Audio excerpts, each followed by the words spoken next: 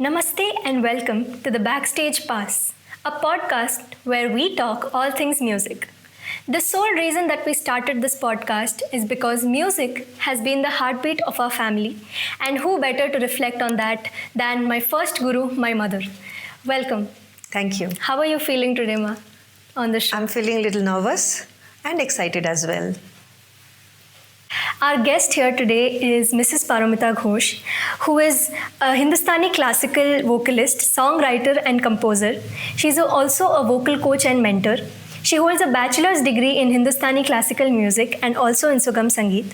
She has been training young, budding students of Indian classical and semi-classical music. She is also a female keyboardist who is training little students in keyboard.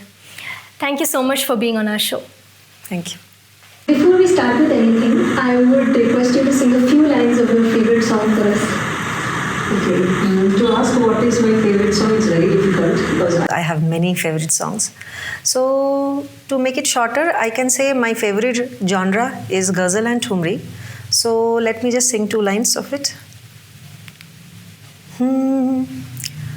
रफ्ता रफ्ता वो मेरे हंसते का सामा हो गए रफ्ता रफ्ता वो मेरे हंसते का सामा हो गए पहले जा फिर जाने जा फिर जाने जाना हो गए रफ्ता रफ्ता वो मेरे हंसते का सामा हो गए. Thank you so much for that beautiful melody. Thank you. Okay, so when you and Papa started training me early in my childhood, what inspired you to start singing? For me, there was no inspiration in the sense because none of, yes, from my parents, my dad's side, few members were there. For example, my Taiji, you can say, that means my aunt, who is an All India radio artist. Even my Bua is an All India radio artist, my father's side. But from my mom's side, nobody was there, but everyone loves music. So for us, it was not an inspiration, but it was mandatory to learn an art form, and music or singing has been there in that way. I think being a Bengali, we've all, yes, being all a Bengali, of us have been into we art. have to sing, we have to recite, we have to play an instrument. So when you started training kids as at my age, the same age that I was, you were teaching students. So what was your thought process when you start, teaching students at that age? See, when you started to learn, you were just 3, but I never took students who were 3 or 4, merely 5, because I feel that if you start at the very early age of 3 or 4, someone should be there at house also to guide little bit, because there should be some musical background if you want to start from very early age. So since we were there in the family, and you were 3 at that time, so I and your dad, both of us decided that let us start her journey as early as possible, so that you don't think anything apart from music. Absolutely, absolutely. Okay, so our last question for this segment is one incident that made you fall in love with music in your childhood. Actually, there used to be baithaks. As I told you, my aunts, my uncles, they used to sit, hours after hours to sing, practice, rehearse. So that time I was very much fascinated, not for singing, but for holding musical instrument, because they used to have so big instruments. For me, it was very big, like tanpura, a big harmonium, big pair of tabla, then accordion was there, there was flute in the hall, there was a synthesizer kept. So I was fascinated to go and touch them, and nobody allowed us because we were merely 3-4 year old.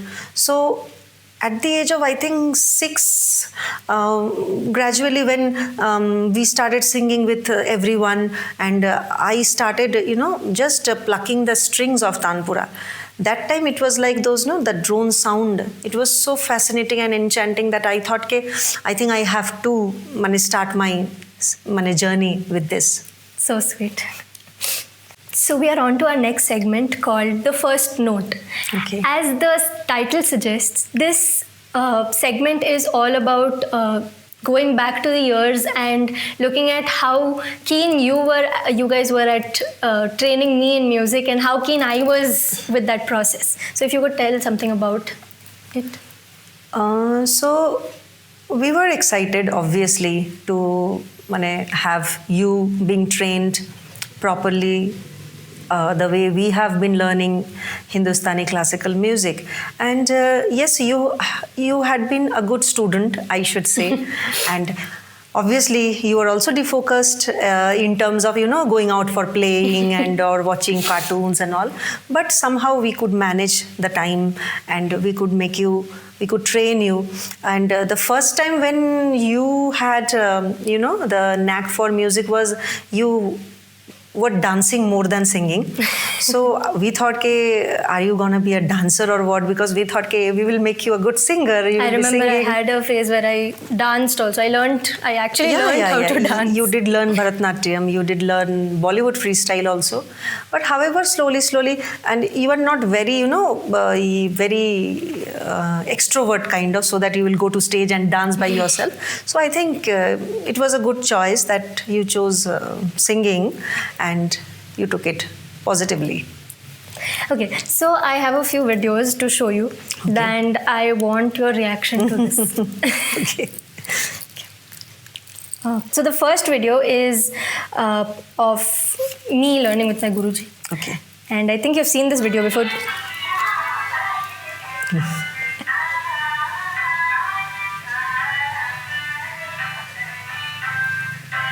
I think you were the one who took this video, right? Yes.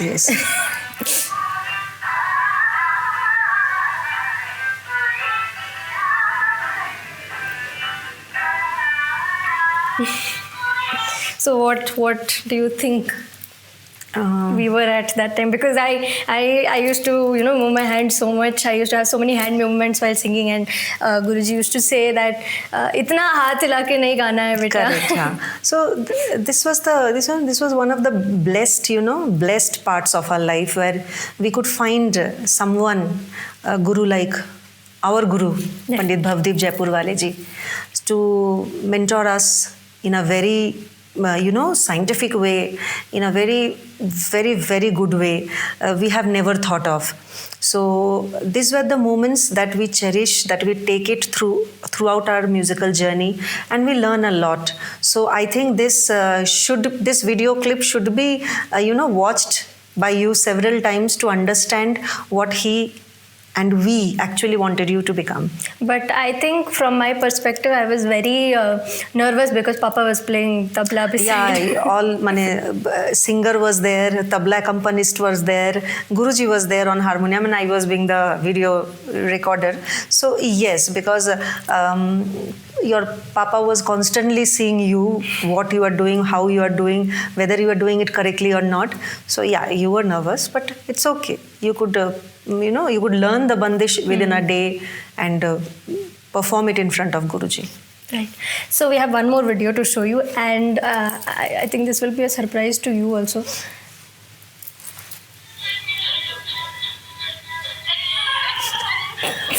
Okay.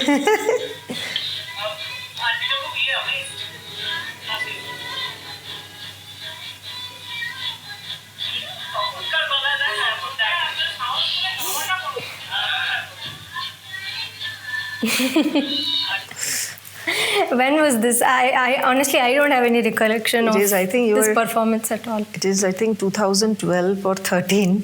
I think it was one of the Durga Puja event where we had Dandiya night, and we had singers for Dandiya.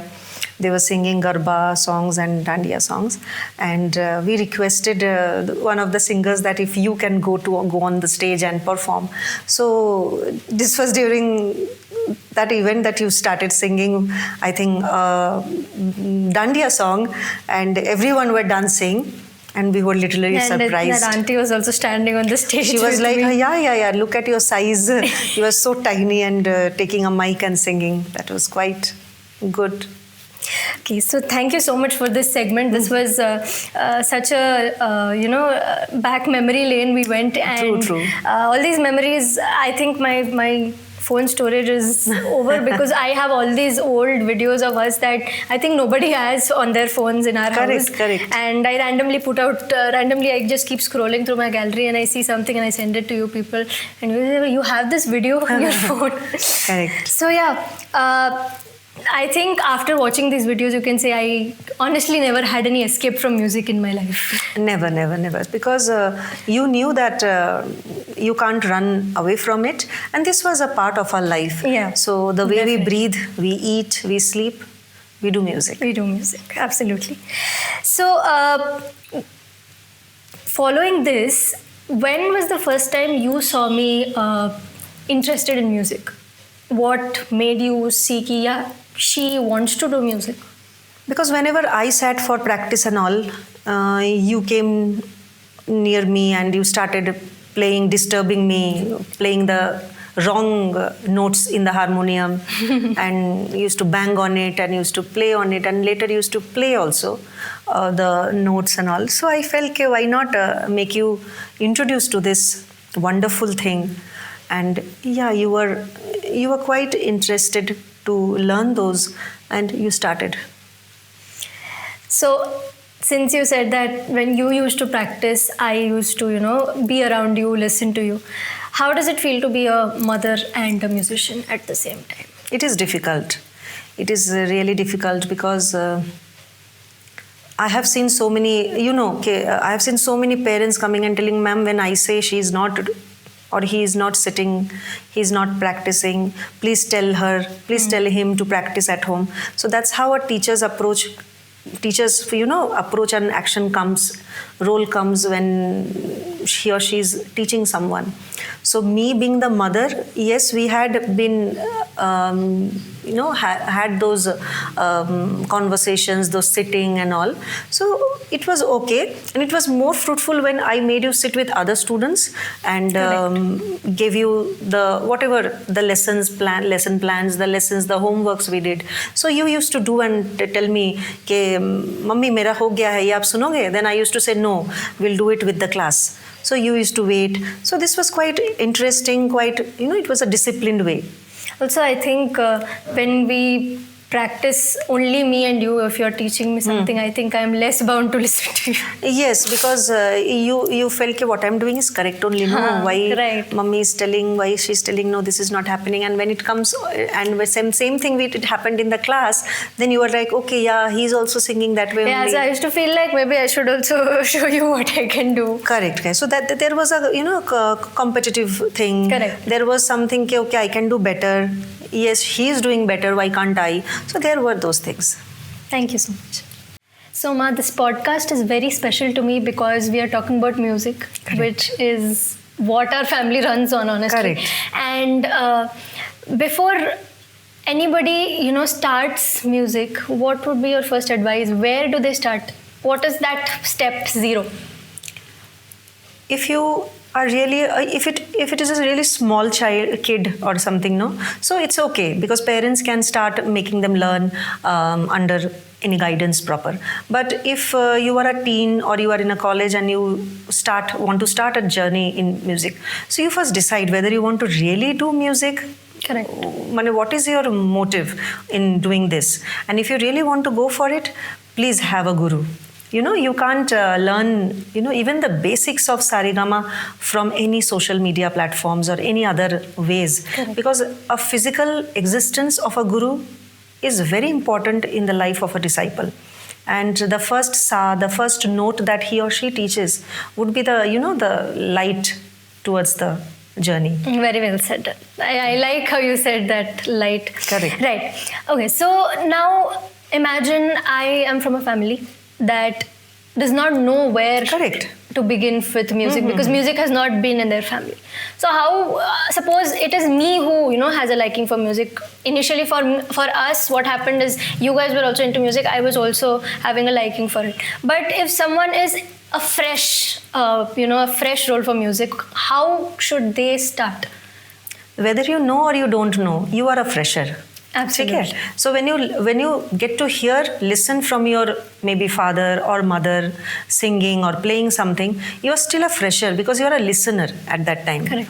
So obviously for anyone who wants to start a musical journey should start with their guru, and they should start doing the riyaz. It's not that you are going to a place for learning and you come back and again you go to the next day to learn. That doesn't happen. It should be self practice should be a regular ritual. The way you have your breakfast, you should have the riyaz. So, since we have been performing together as well, do you see any change in the music industry from what it was back before the 2000s? Is there any change in the music that we have now? There are a lot of changes that have happened.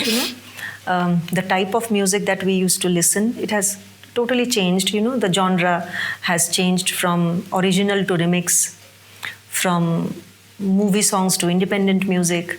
The way the production is happening, the marketing, the digitalization, the distribution, everything has changed. Even the singer's perspective have changed. Absolutely, yeah. I agree with that. But I think this age of music also has its pros. Yeah, obviously. Because I think social media is a very huge platform for people who utilize it properly. We didn't have, right? Correct. We had we used to wait only for the stage performances or some birthday party or some New Year celebration or some home pujas or some other celebration where we can showcase our talent. Our parents Correct. used to say, go start singing. Then we used to start singing. We didn't have mics. We didn't have lights, camera, anything.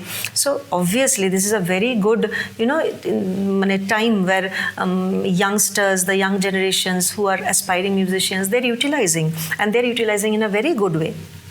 Because I think that anything you do today it requires marketing.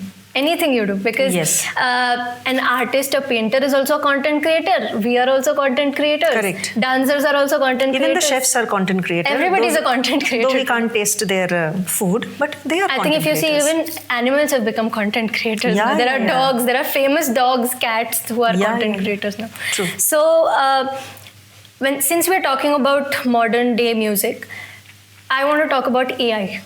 What do you think is the relevance of AI, and how much do you think it's going to scale up? Because it only looks like it's going upwards. It is going upwards, but as a musician, you should always remember that human touch is very important. Definitely. AI can help you to some extent. For me, it will be hardly 20%. 80% has to be your input, your thought process. AI will give you a structure. Okay, see, this things are can be added, can have this effect. It's you, how you take it. It's same way, the way you listen to a rag from a person, from your guru, and now it's your time to perform it in your way. So AI does the same thing. It gives you options. It gives you lots of ideas, thoughts, which you might have it might have escaped from your mind.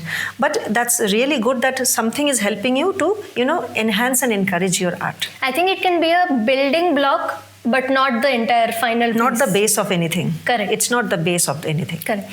So, since I also am pursuing my Bachelor's of Technology in Artificial Intelligence and Data Science, going through the tools that are available to us in the market now, I myself feel like it is a very good tool for producers. Yeah. Composers, but for singers I would not recommend it, because you cannot replace an artificial voice Correct. with something human, because emotions, there's so many things that come into Absolutely, play, right? absolutely. So I think tools are supposed to be used as tools only. Only technical parts, Correct. only technical parts. But wherever a human being comes into light, you have to have someone in a reality. Absolutely. So since there are so many aspiring musicians out there, what would you tell their first focus should be? Their first focus should be to focus on what they're doing, right? So And nowadays they have lots of but aspiring musicians, the modern era musicians, they are very good at absorbing, grasping new things.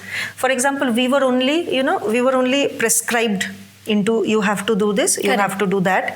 You are into since you are singing Bollywood songs, you will sing Bollywoods. Now the Bollywood song culture have also changed. But initially music directors used to have only original. One film had 7 to 8 songs, and Correct. each and every song was unique, right? Was unique, was lyrically, composition wise, everything. But now in a film you can find hardly 4 songs. Correct. Where 3 are remix. So there is, we can't ignore them as well, because they're also part of this modern music. And you have ghazals being changed into lofi, Correct. then folks being changed into hip hop, and Yeah. Indian classical music changing into fusion, that we usually do on Correct, stage, right? absolutely. So I think people are experimenting with new things in music. I Correct. think they're trying to change genres so that they can experiment. Yes. This fusion, everything should be experimented. Absolutely. So this segment is going to be a very fun one, where I will be singing. I will be telling you a raga's name, and I want you to give me a song that is based on the raga. Okay, so it's role reversal, I do the same thing with my Usually, students. yes. Yeah, so I do an alap and say which raga is it. So you are asking me the raga. I think we do that while watching movies also. Correct. We think of the song and then we find out the raga. So this is. I think of the bandish.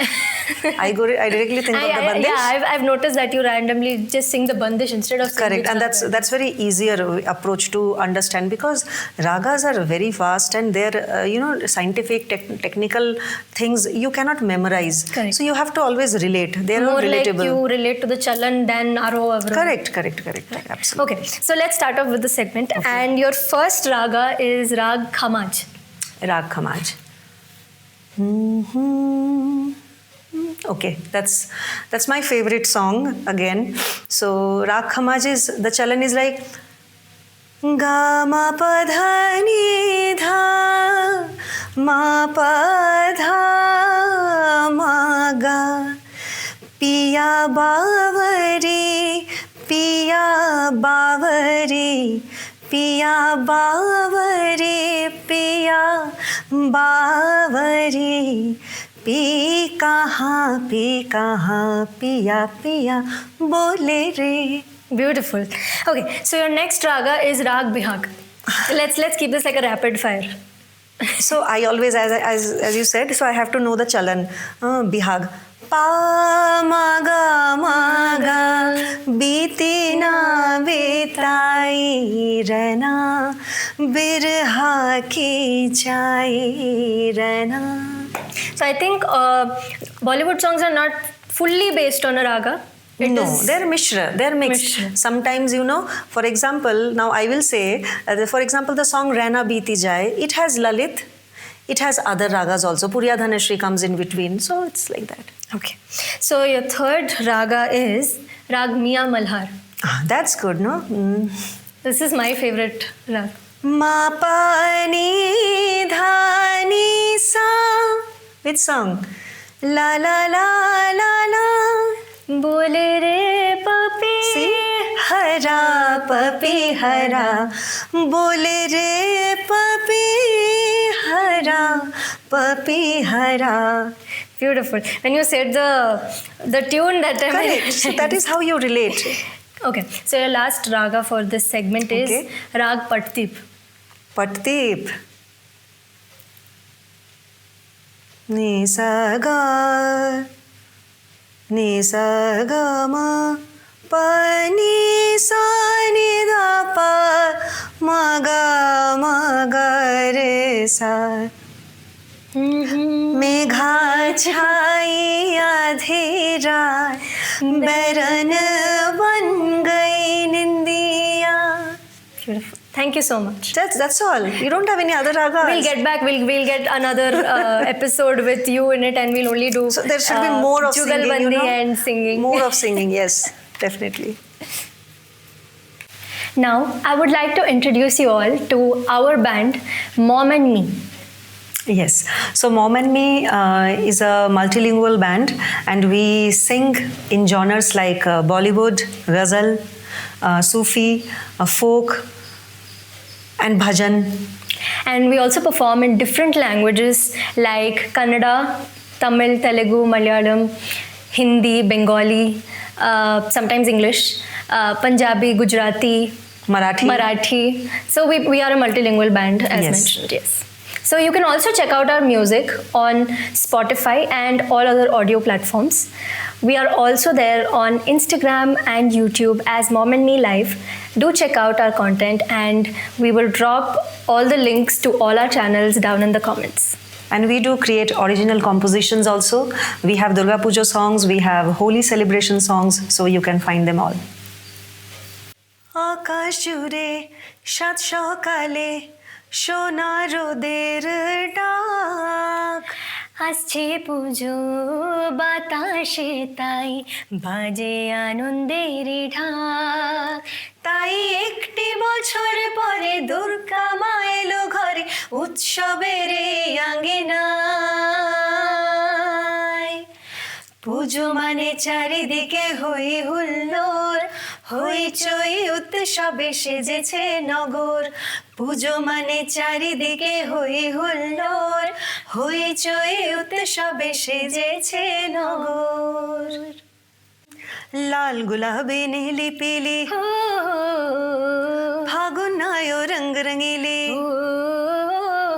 लाल गुलाबी नीली पीली फागुन आयो रंग रंगीली झूमे गाए गीत सुरीली आप सभी को happy Holi happy Holi happy Holi फागुन आयो आयो रे संग में होली लायो रे फागुन आयो रे संग में होली लायो रे रंग रंगीलो मौसम आयो मन में प्रीत समायो फागुन आयो रे संग में होली लायो रे As we reach the end of our episode, I would like to thank you from the bottom of my heart for being our first guest on the Backstage Pass. Thanks to you too for making me the first guest to this nice platform. So, what do you think about our episode? How did you like it? Well, this is a very, very lovely platform where we musicians can come and can share our experiences, the journey that we have gone through.